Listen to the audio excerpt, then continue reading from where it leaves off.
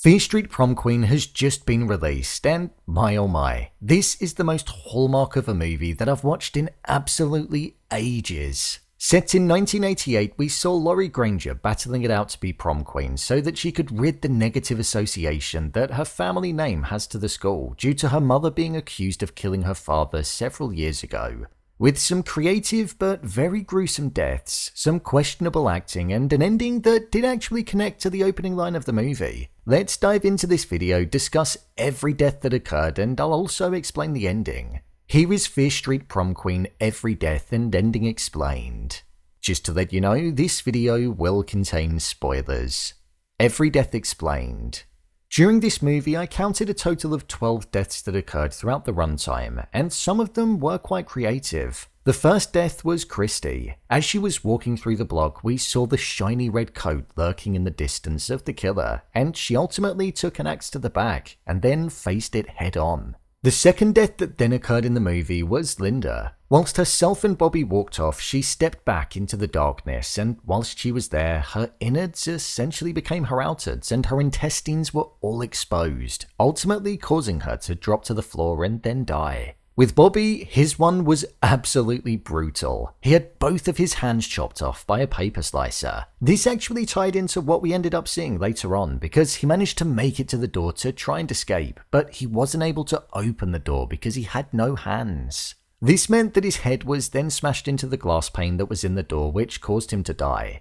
The next death that occurred was Judd. This one came out of the blue, and whilst himself and Debbie went off on their own, a saw was taken to his face and head, which meant that he was rendered dead pretty instantly. In the same scene, we also saw Debbie being pushed into a cupboard of electrical wires, which ultimately meant that she was electrocuted.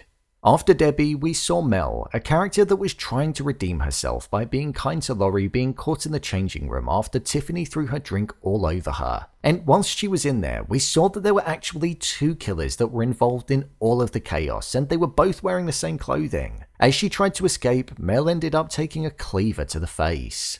Following Mel being dead, we then saw Tyler, one of the love interests in the movie, being killed, and whilst on stage he ended up taking a knife to the head, one which looked incredibly painful. Alongside that, we then also saw that Mr. Stokeland, somebody who it was implied could have been the killer, actually ended up dead. And similarly to Tyler, he took something to the head, but it wasn't a knife, it was an axe.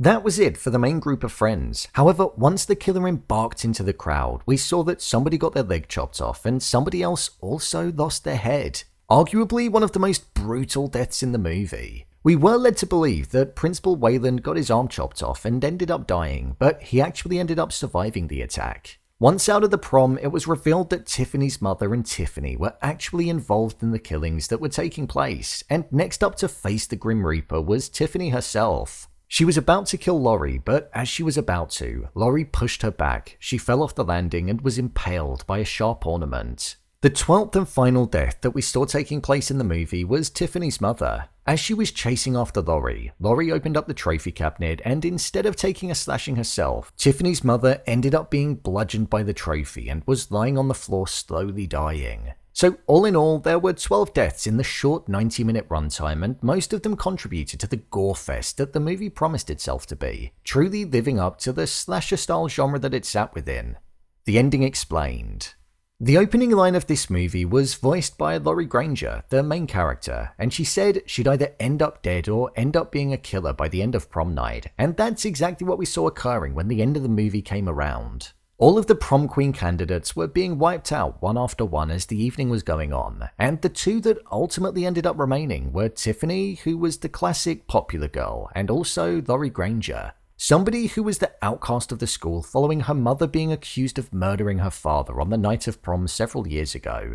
Lori was running for prom queen because she wanted to almost remove the association that her name had with the school, the bad reputation that her mother had, and she wanted to hopefully bring on a new era that would see her being treated better, almost changing the history books. When the result of prom queen ended up happening, we saw that Lori actually ended up winning and being crowned as queen, which sent Tiffany into a spiral. But by that point, the slasher killer that was well underway had stormed into the hall and was set on killing anybody that was there. As the murderer was about to kill Megan, Lori's best friend, Lori used the crown that she'd just won and stabbed the killer in the eye, which ultimately made them take off their mask.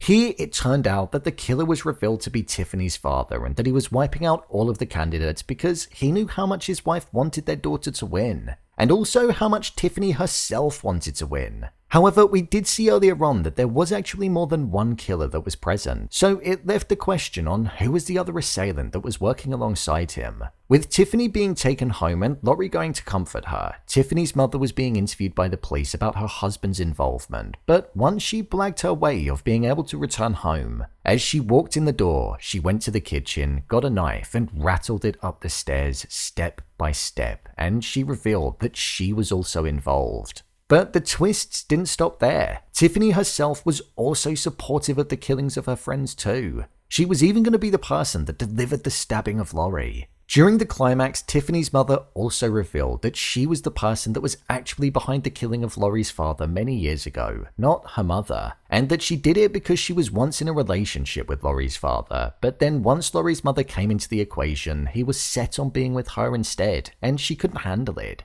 This made her want to kill him and then put the blame on Lori's mother, tying into her statement of the Grangers taking what they want and thinking they can just get away with it, like Lori's mother with the father and Lori with the title of prom queen. As Tiffany was about to kill Lori pushed her off the landing, she fell back and was impaled by a statue that was in the entrance. With Lori making a run for it, Tiffany's mother went after her and Lori ended up killing her with a trophy that her daughter had won, something that she cared so much about. This allowed Lori to survive the night, and it tied back to the opening line in the entire movie where it was said that she'd either be dead or it would conclude with her being a killer, and it was the latter one. Even though Shadyside High was set to enter a new era and Lori won the title that she'd hoped would rid her of the name that her family was tarnished with, she ultimately ended up becoming what she hated being associated with in the first place: murder. My review of the movie. I thought this was a terrible movie. From start to finish, I was sitting there for the most part just wondering why it was that this actually needed to be made. I understand why it was probably greenlit, because it looked like it was a really cheap movie to make, but I just felt like there was no need for it to ever be put into existence. It was a Hallmark level movie. When it came to the performances in it, every single one of them was below par. The actresses that played Lori and Megan were probably the strongest, but every other character that was in it just felt like they were performed in such a stiff, rigid, stale way where it sounded as if the words were just being read off the page. Even some of the movements just really confused me. In terms of the story, I thought it was relatively predictable, and even though it felt like there should have been tension and mystery at the heart of it about the identity of the killer, there just really wasn't. There were moments where we were led to believe that it could have been the religious teacher and the son, the janitor at one point, and maybe even Megan. But I just found myself not really caring. There wasn't that much fleshing out of the characters to be able to understand their motives or intentions behind why they could have been the killer. So I was relatively detached from it for the most part. Hence why when Tiffany's father was revealed, it just felt like the quickest and easiest option for the writer to make to wrap up the story. The one thing I'd say this movie had going for it was the way that it looked and the gore that it had. I don't think it looked amazing, but the graininess that it had allowed you to feel transported to the 80s, which is where it was said. And I'd also say I liked the incorporation of the handheld video cameras that it would switch to as well. Overall, this movie really isn't worth a watch. I'd probably describe it as the type of movie that in the 2000s it'd be a straight-to-DVD Hallmark horror, but the lack of depth and meat to get your teeth into just makes it not worth it at all. It's not even bad enough to be humorous, it's just outright poor, so I'd steer clear of this one. So, there you have it, Fear Street Prom Queen, Every Death, and the ending explained. If you want to see more of your favourite TV series and movies being broken down, then check the playlist below. I've put all of my latest coverage there. And if you want to see what I gave it out of 5 stars, then head over to my Letterboxd profile. What did you think of this movie? Share your thoughts in the comments. As always, thanks for tuning into the video, and I'll see you in the next one.